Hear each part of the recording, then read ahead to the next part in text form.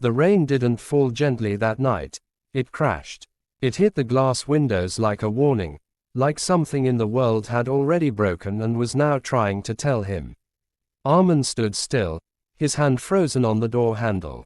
Inside, laughter. Soft, familiar, intimate, not his. He pushed the door open slowly. The smell of coffee and memories greeted him, along with the sight that shattered everything. Sarah, his fiancée, sitting close, too close, to a man he had only heard about in stories. Her childhood friend. Her first love. The one she had always said was just a memory. Her hand rested in his. Not pulled away, not resisted. Held. The room went silent the moment she saw Armin. Armin. Her voice trembled.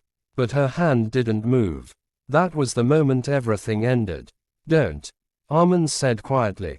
Not angry. Not loud. Just empty. The man stood up, awkward, defensive. I think I should. No. Armin interrupted. I still locked on Sarah. Stay. You were here first, weren't you? Sarah stood now, tears forming. It's not what you think. It never is. The rain grew louder. I waited for you, Armin said, voice breaking just slightly. Through your doubts, your distance, your silence, and all this time, he looked at their hands. You were waiting for him.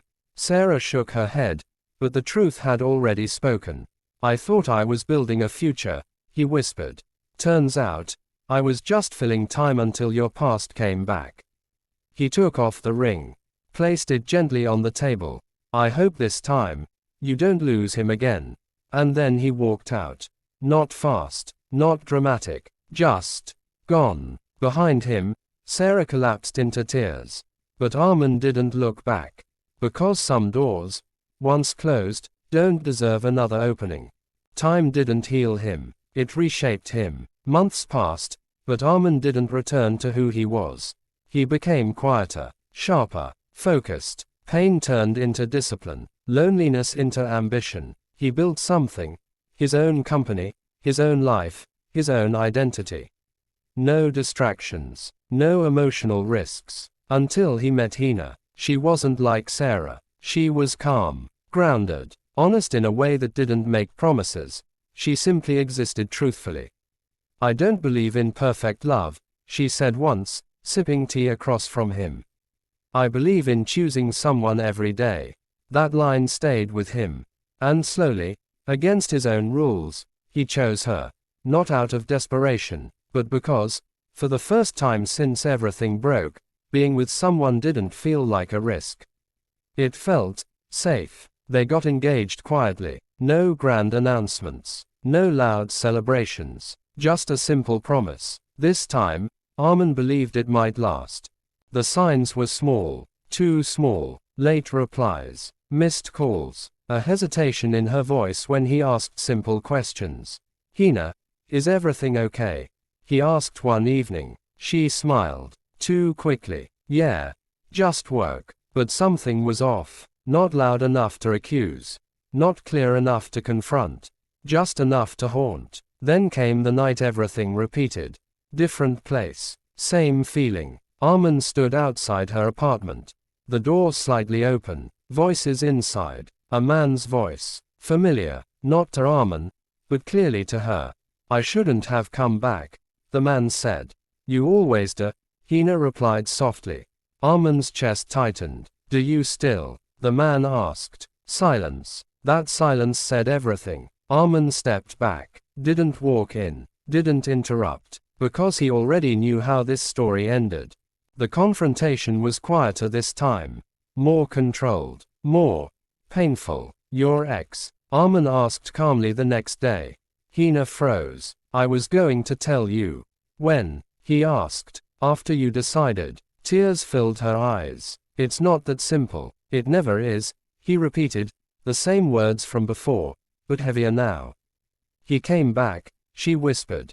And I thought I was over him, but you weren't. Silence. I didn't cheat, she said quickly. Armin nodded slowly. No, you just reconsidered. That hurt more. I was trying to choose you, she said. But you didn't, he replied softly. He took off the ring again. This time, it hurt deeper. Not because it was unexpected, but because he had hoped. I think, he paused, searching for strength, I think I'm just not the one people choose when their past comes back. Hina cried harder, but Armin was already gone. Again, something changed after that, not just in his life. In him. He stopped asking, why? Stopped questioning his worth. Stopped comparing himself to ghosts from other people's pasts. Instead, he built something bigger. Years passed. His company grew. His name carried weight. His presence commanded respect. But his heart, locked, not broken anymore, just unavailable. Until fate decided to test him one last time. It happened at a business event. Bright lights, formal suits, polished smiles. And then, Sarah, across the room, older, softer, regret visible in her eyes the moment she saw him. She walked toward him slowly. Armin, he nodded politely. Sarah, I heard about you, she said. You've done well. So have you, he asked. Her silence answered. He left, she said eventually. Again, Armin didn't react. I was stupid, she continued.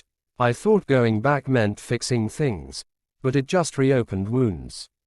And now, he asked. She looked at him, eyes full of something he had seen before. Hope. I know I don't deserve it, she said. But if there's even a chance.